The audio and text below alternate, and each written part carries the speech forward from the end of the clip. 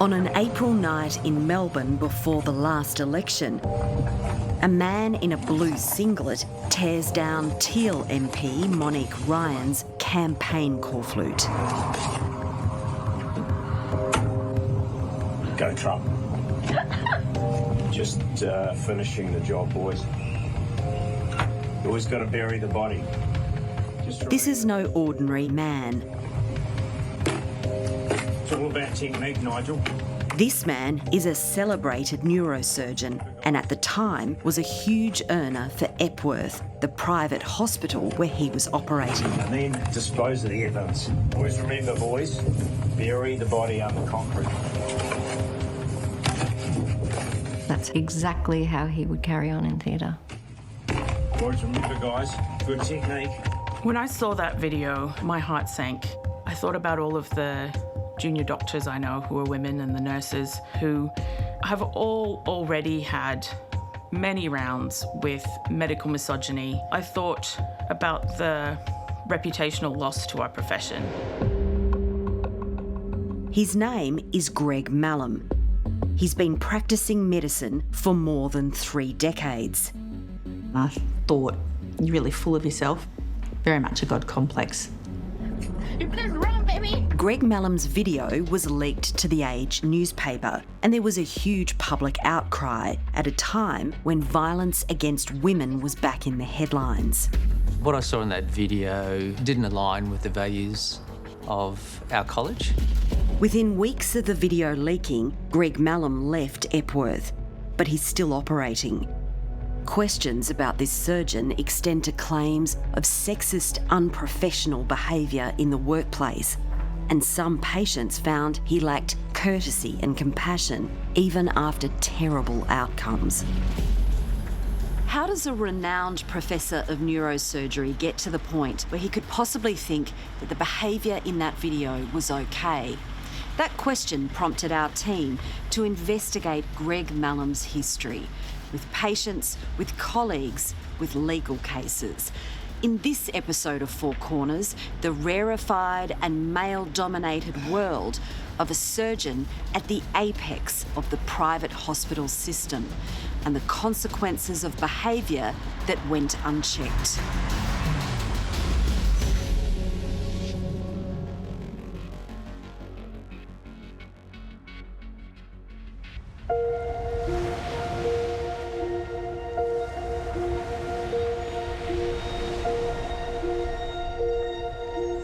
Annie Sargood was Greg Mallam's patient at the Epworth Private Hospital.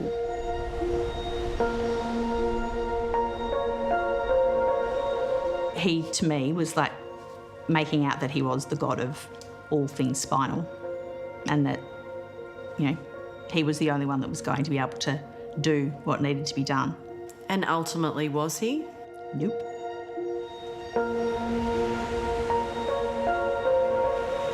Annie had back problems for years. She was referred for a spinal fusion operation with Greg Mallam.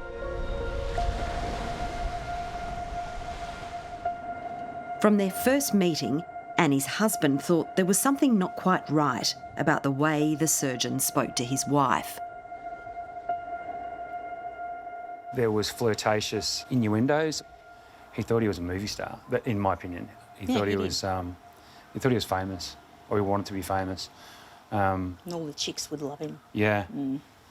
He was so up himself. He was so full of himself. He's probably the most egotistical person we'd ever met. Well, he's absolutely completely arrogant, like a character out of Mad Men.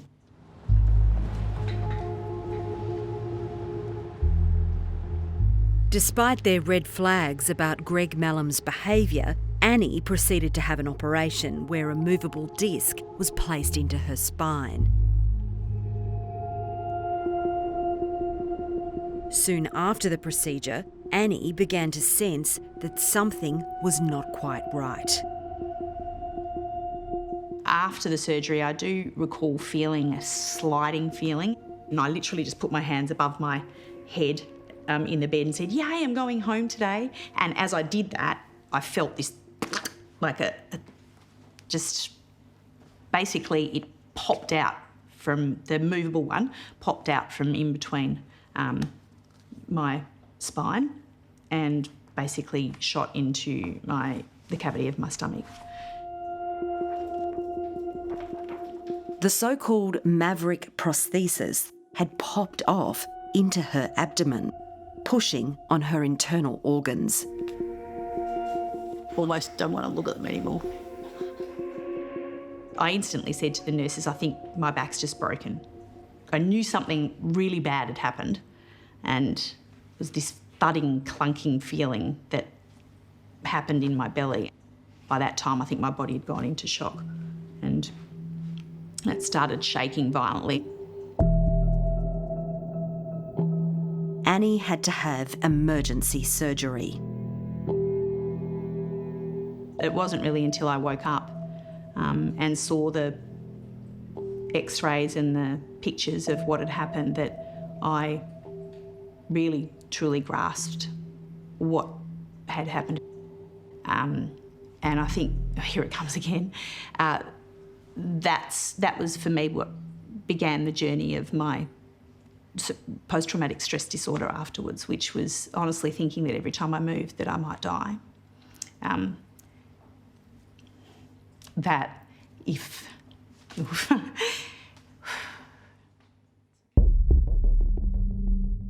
Annie says she later discovered Greg Mallam accidentally cut an artery which had to be repaired during the first operation. When he cut your artery during that first surgery, did he tell you about that? Nope. Annie was left with sympathetic nerve damage, leaving one foot bright red and hot and the other permanently white, cold and aching. Annie received a modest settlement from the medical device company.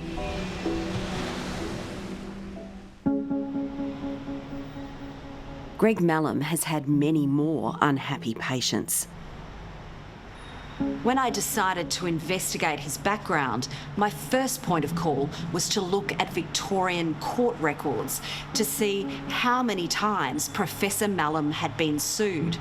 I then discovered that he'd been named in 10 legal writs.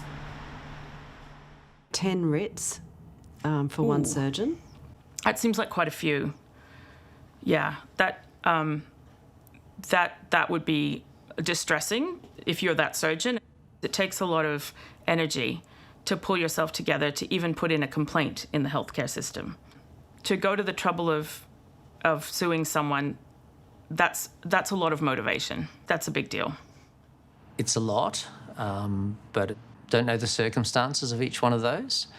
What I'd say is that would be the vast majority of my colleagues and the people I deal with. Would have maybe one or two. Yeah, and that would be expected throughout the course of your 30-year career. I haven't been sued. It's not something that routinely happens to neurosurgeons who are practicing.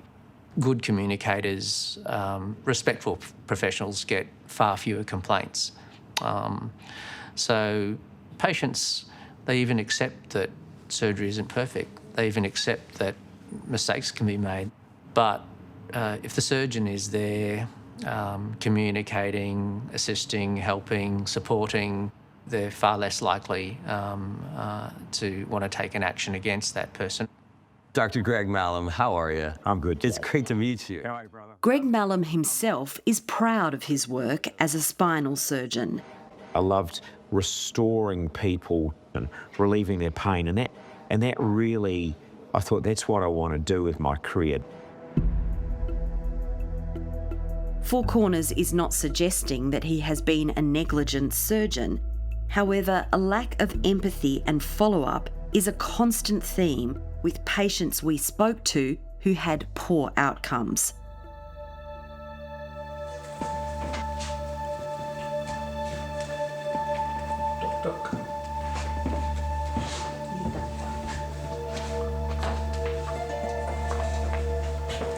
I've been doing this for 9 years.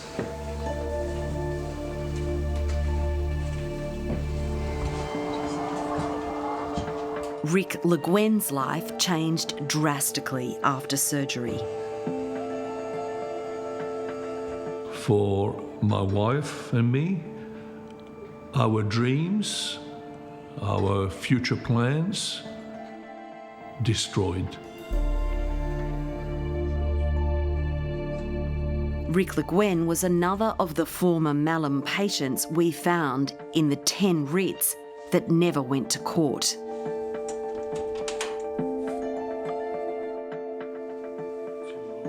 Rick is a physicist and a senior controls engineer. He had a terrible fall decades ago, leaving his spinal cord compressed, but he still led an active life. I was a skipper of my own boat. I was a highly certified scuba diver. I like riding my motorbikes. I was an outdoors person. Over the years, his back condition worsened and he was recommended urgent surgery, or he could be paralysed within a year.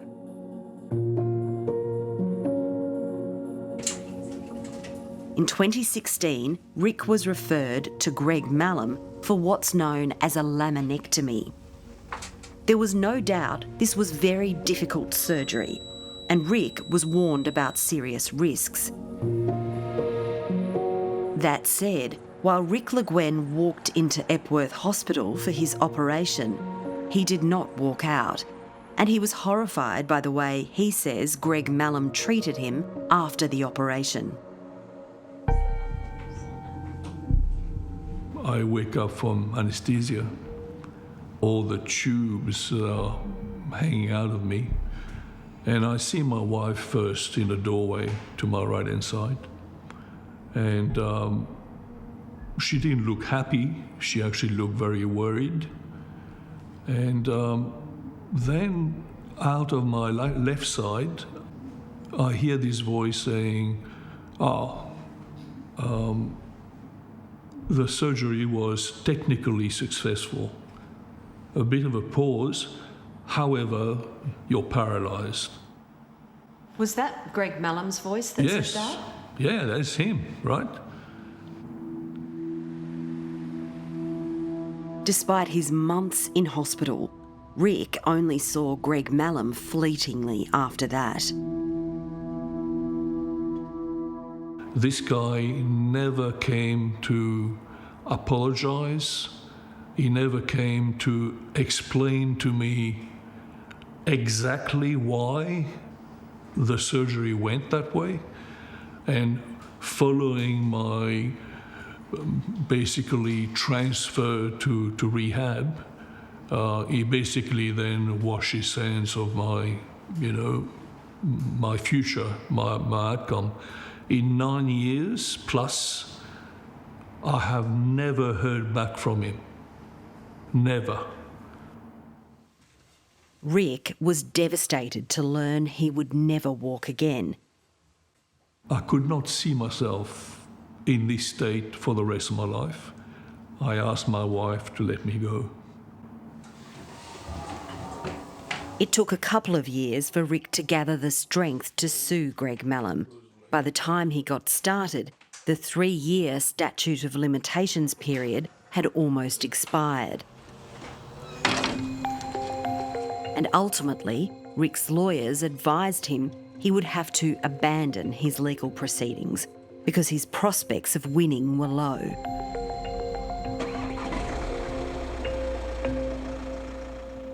I am so numb about this now, I can't even feel angry.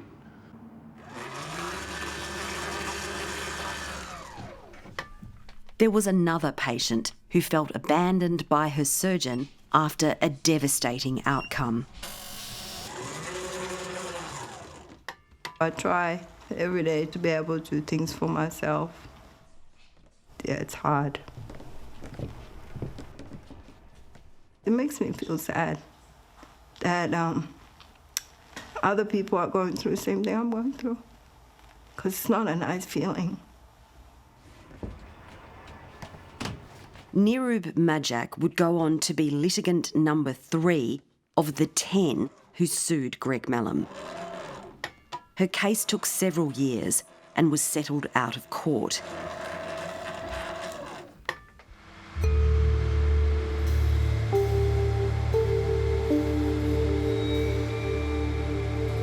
Neerub was 22 in 2008 when she fled a gathering after people started fighting. She piled into a car with 7 friends and lost control of the vehicle, injuring all of the passengers.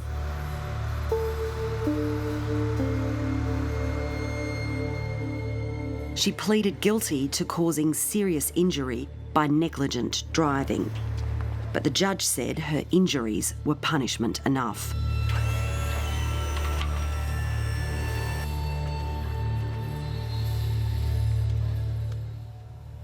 I regretted that day. Regretted even leaving the house. The accident left Neerub with many broken bones. She was having physio to learn to walk again when doctors discovered a mass of fluid on her spine caused by the accident. She was sent to Greg Mallam. Like Rick Le Guin, she woke up from the operation permanently paralysed.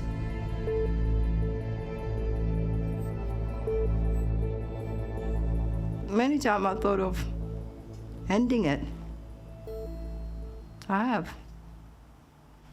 I don't talk about it, but I have. Neerub's operation was also risky. 2%. 2%? 2%. Something can go wrong, he said. 2% something can go wrong, but otherwise you'd be fine.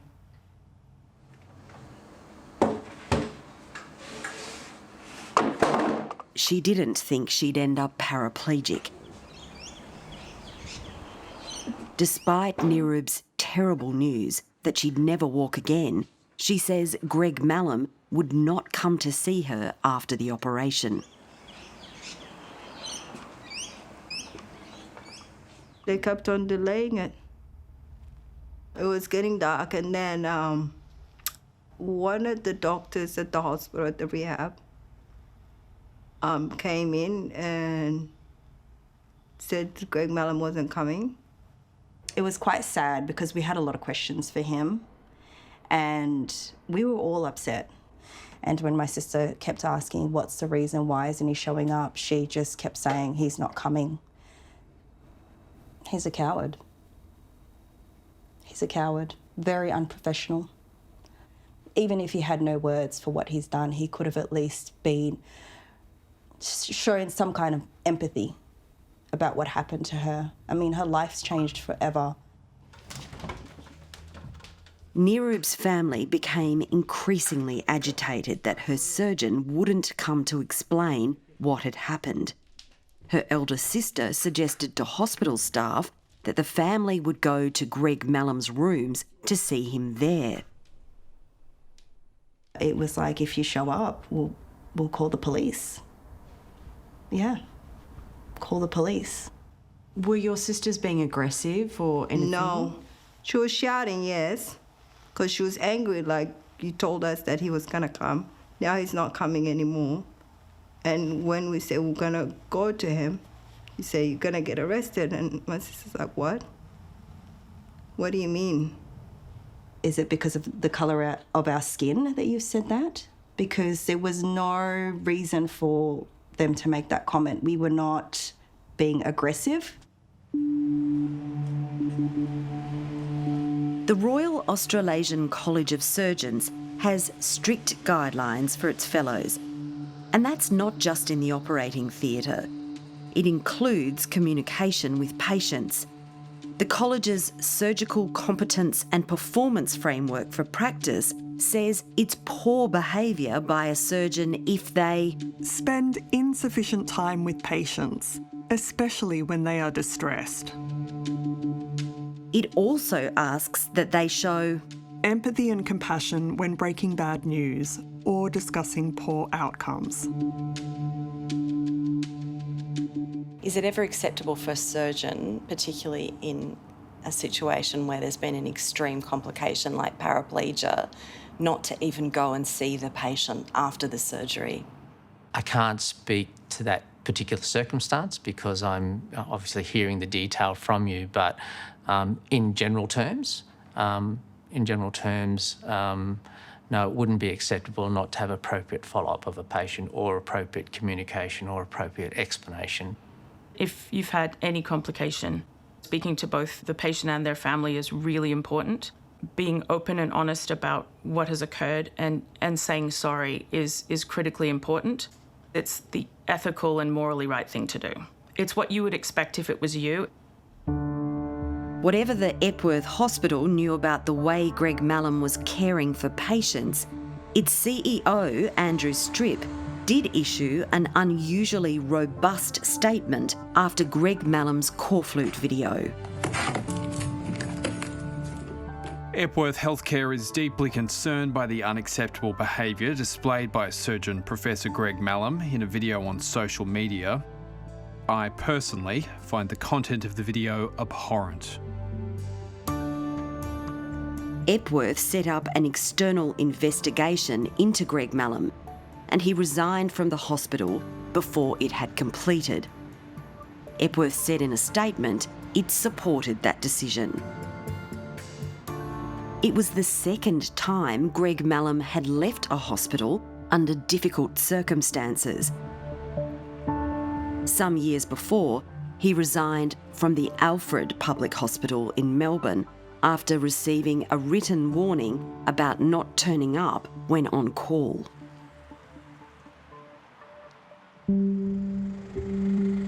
Many former Epworth staff had negative experiences with other surgeons at the hospital.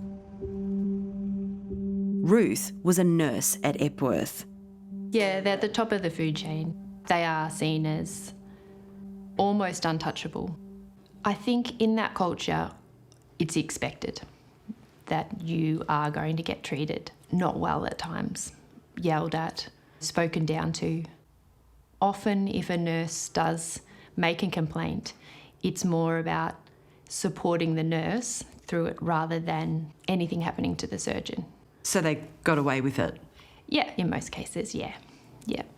Nothing changes. Staff we spoke to often raised egotistical behaviour by surgeons.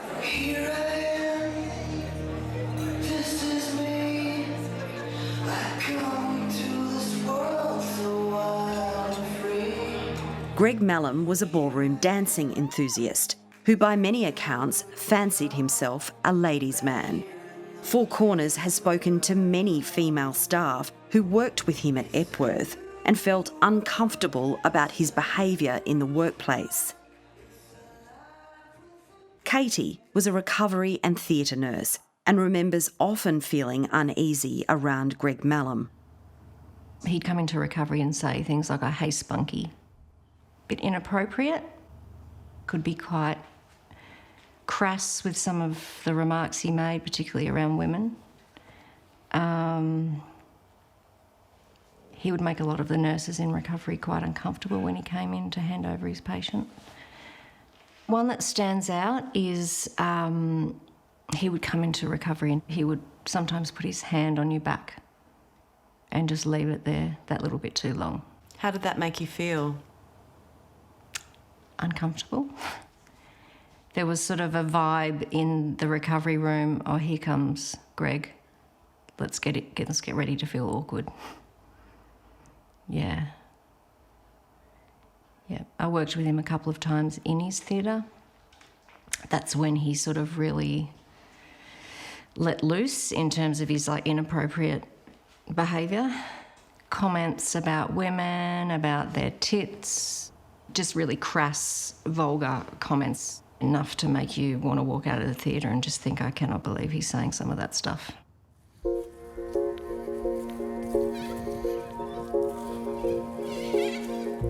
Madison was a radiographer who left Epworth because she could no longer bear the theatre culture she was working in, dealing with surgeons. radiographers would be crying because of the way that they'd been spoken to by the surgeons. Particularly neurosurgery was a problematic area. A big reason for that stress was the stress that was put on us in theatre. Yeah, and just being scared every day. Madison described an incident in the theatre with Greg Mallam. She later made a complaint to HR about his behaviour. They said, Maddie, you've got to go to Mallam's theatre. And so my heart sunk in that moment because I was like, what am I going to walk into? Greg Mallam was standing at the end of the corridor with his arms crossed and was just glaring at me the whole journey up to the theatre. Mr. Mallam was yelling, fuck, fuck, fuck. This is fucking ridiculous, having 12 people standing around doing nothing while we wait for x-ray. He then aggressively unscrubbed and stormed past me. I felt uncomfortable, intimidated, scared, stressed and embarrassed. I completed the imaging and left the theatre and burst into tears. We've spoken to another radiographer colleague of Madison's who told management she refused to work in Greg Mallam's theatre because of his behaviour. The College of Surgeons guidelines says it's poor behaviour for surgeons to repeatedly display a negative attitude towards junior medical staff, nurses and other healthcare professionals. You've worked with Greg Mallam as a younger doctor. What was he like? I prefer not to answer that.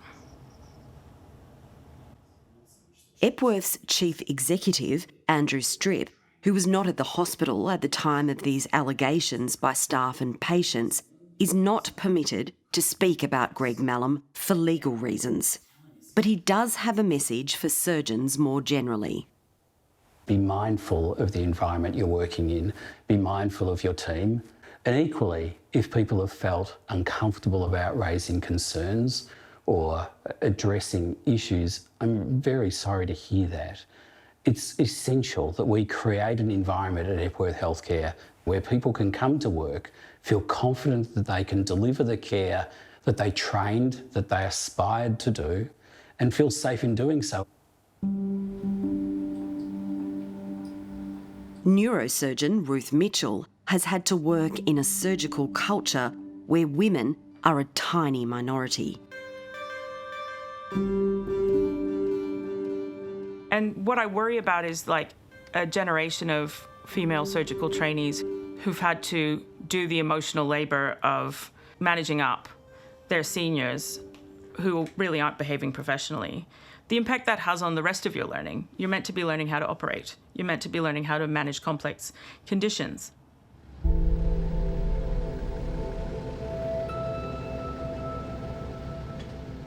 Neurosurgery in Australia is a pretty tiny community. Everyone knows everyone. There are fewer than 300 neurosurgeons currently practicing, and only 16% of them are women. At the Epworth, there are 25 neurosurgeons, and not one of them is a woman. Not one of them is a woman. Is that acceptable in 2025? No. We'd like to see that improved. It is not okay. We can't get comfortable with it. It's not normal. It's not all right. The Royal Australasian College of Surgeons official competency document covers not just technical competence, but also the surgeon's character. It lists many examples of poor behaviour.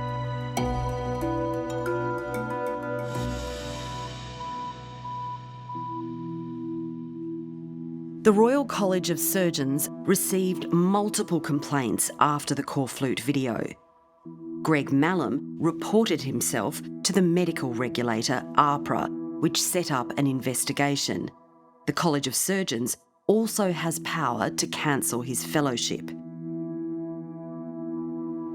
Makes unwelcome comments on the appearance and behaviour of others, belittles, humiliates or is disrespectful towards colleagues, participates in or makes derogatory jokes, That's a lot of boxes that he's not ticking. Yeah, and so, which is why we don't condone it. We made it very clear that we denounce any of that sort of behaviour.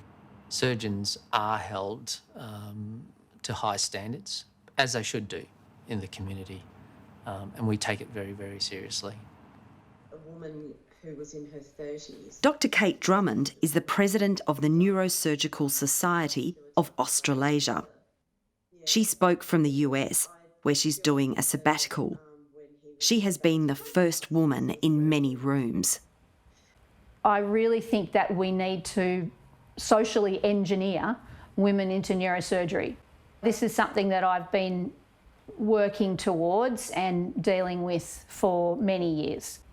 But Dr. Drummond says progress has been extremely slow. It's sometimes an unpopular view. So we know what the standard is to appoint to neurosurgical training, and each year we have more people who meet that standard than who are appointed for training due to a lack of places. And I think that any woman who meets that standard should be appointed for training in advance of men until we have gender equity. The consequences of not having gender equity can be profound. Four Corners has spoken to nurses, doctors and allied health staff who found Greg Mallam's behaviour with more junior female colleagues questionable.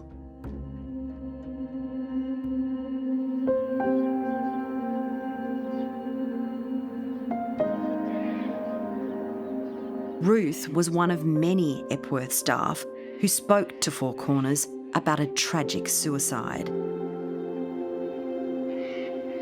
She's now moved far away to Central Australia and still mourns her friend and colleague. If you put those two people together, Greg and Laura, Laura should be up here. Ruth was a witness in the coronial investigation into the nurse's death, as she was one of the last Epworth staff to speak to the nurse before she died. The Victorian coroner has accepted it's in the public interest to release to Four Corners the entire police brief of evidence, which until now has remained hidden from public view. The nurse's name was Laura Heffernan. She was a decent, thoughtful, caring, hugely intelligent, creative human being, and was good at her job, was great with patients, took the care, knew her stuff. But he gets that status and the money and the power because he's a neurosurgeon. We found out that Laura was with Greg, and honestly it was a little bit of a shock given his reputation. She was quiet, you know, quite dainty and just a nice sort of girl, and he was this outspoken, powerful, sort of obnoxious man. Some nurses told Four Corners Greg Mallam was very persistent and Laura was at first wary of him. It seemed as if he was pursuing her and going after her, basically. He would come in and see where her name was and ask what time she finished and where she was. In the early stages, I remember speaking with Laura, and I think she found it quite claustrophobic, and she was really professional and really good at what she did. And I think she probably felt that at times was a bit intense. But the neurosurgeon's attentions to the young nurse paid off.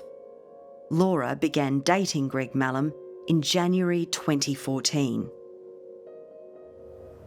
I think a lot of us were thinking, why is she with him? But we're also happy at the same time to see her happy. And then all of a sudden he broke it off with her. And following that time, she just became really depressed. She'd lost a lot of weight. She pretty much looked as if she'd lost the will to live.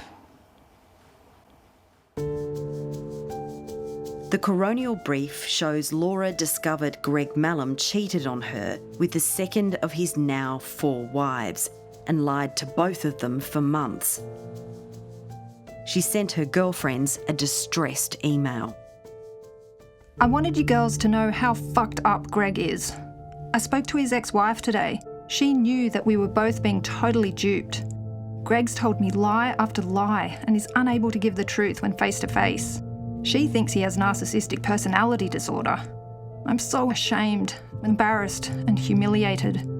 The last 4 months of our relationship were a total sham. He is such a bad person. A supportive doctor offered to accompany Laura to complain to Epworth's management about Greg Mallam's poor behaviour. But Laura told her words to the effect of, "No, he's too powerful."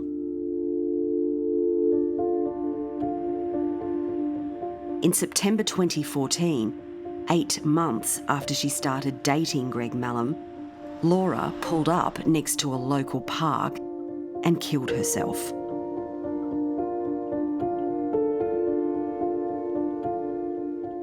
The last text she sent to me was just hugs and kisses.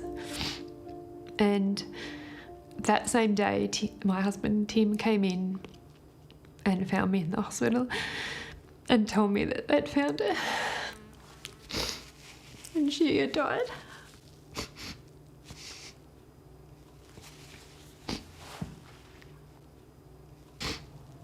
As time went on, I was just angry, I suppose, that he could treat someone as just as lovely as Laura, the way he treated her.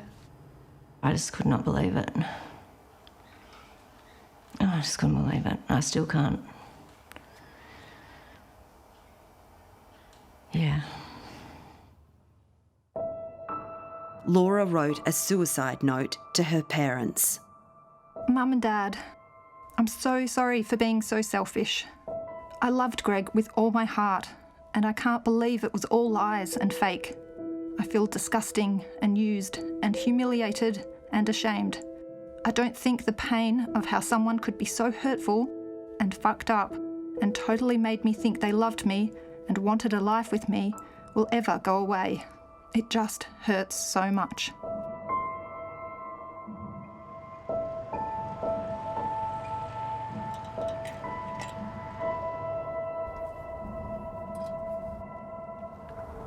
Hello, gorgeous girl. How are you? Hey? How are you? Good? Thinking, oh yeah. Yeah. It's winter and it's cold. You're up there with the stars, aren't you? Miss you, girl. Love you. Always. Laura's mum is Christine Heffernan. She loved him so much. Why? I don't know. To me, to this day, it's just a waste of a beautiful life. Mm. He wasted her life. So he did. Never had any inkling that she was in that much trouble or thinking about doing what she did. Mm. Can you imagine? No. No. But I've resigned the fact that she's not here. So she's here. You know? And I can look at her any time I like, but not for real. So. What's not to love about that face? Not very much. When Epworth organised a memorial service for Laura, her family were horrified to see Greg Mallam arrive against their stated wishes. Well, what could you do? Absolutely nothing. Yeah. I just didn't want to see him. I didn't want to face him, so I didn't. Oh, no one wanted him there. Yeah, no one wanted him there. He arrived and he sat in the front row and said nothing. It was just a presence. He didn't say a word. He didn't offer condolences. Greg Mallam never contacted the Heffernan family after Laura's death. He never responded to investigating police, despite repeated requests and the fact that he was not under suspicion. The Epworth Hospital allowed all staff leave to go to Laura's funeral.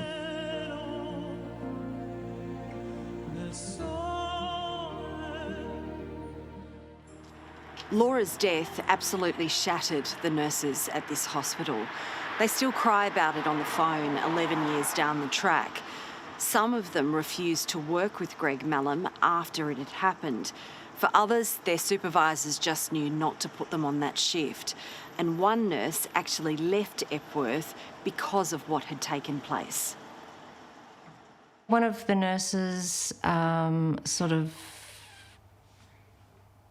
spoke up for Laura, and there were some interviews with her, with management, and soon after she had left.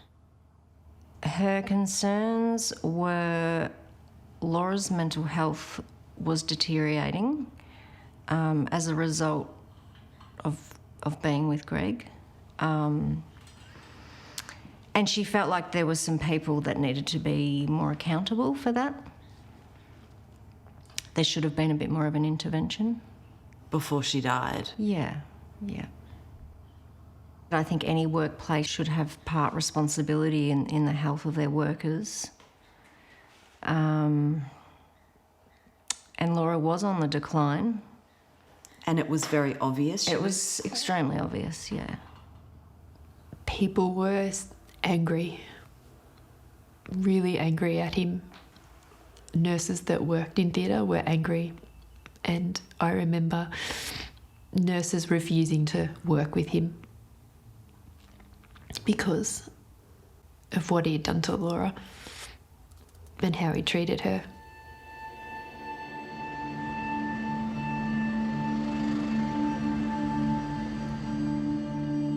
What's your personal message to anyone, particularly a man in a position of power in this organisation, who seeks to misbehave and to engage in sexist behaviour?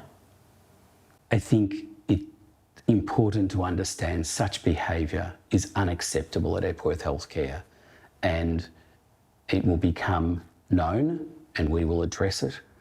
So zero tolerance? Indeed.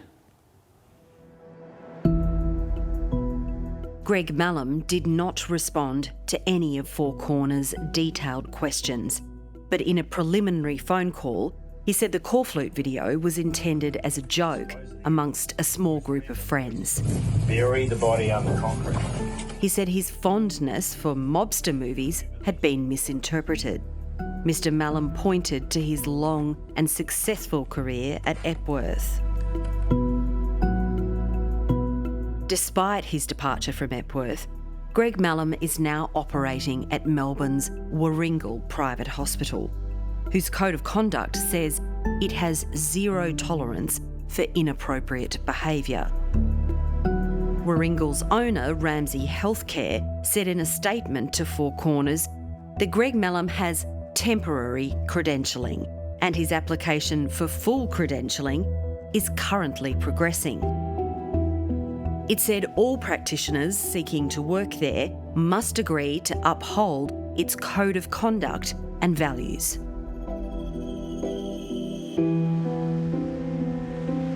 What would you say to the people at Warringal Private about their decision to take Greg Mallam on?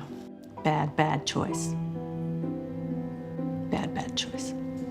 I love being a surgeon. I think I have the best job in the world, and I lament the things that get in the way of that. And sometimes we fall short of the glory, but it's about what you do when there's a complication or a bad outcome.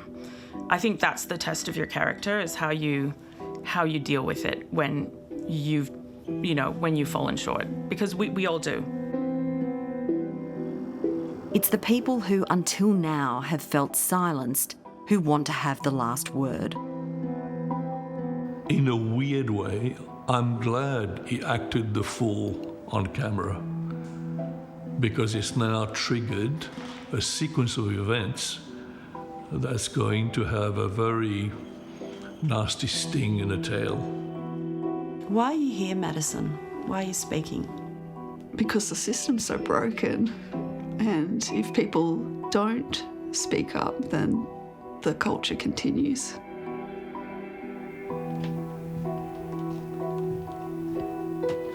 I've been waiting for this, and I'm so glad I'm part of it. Because now he can see me. Because he didn't see you after this happened?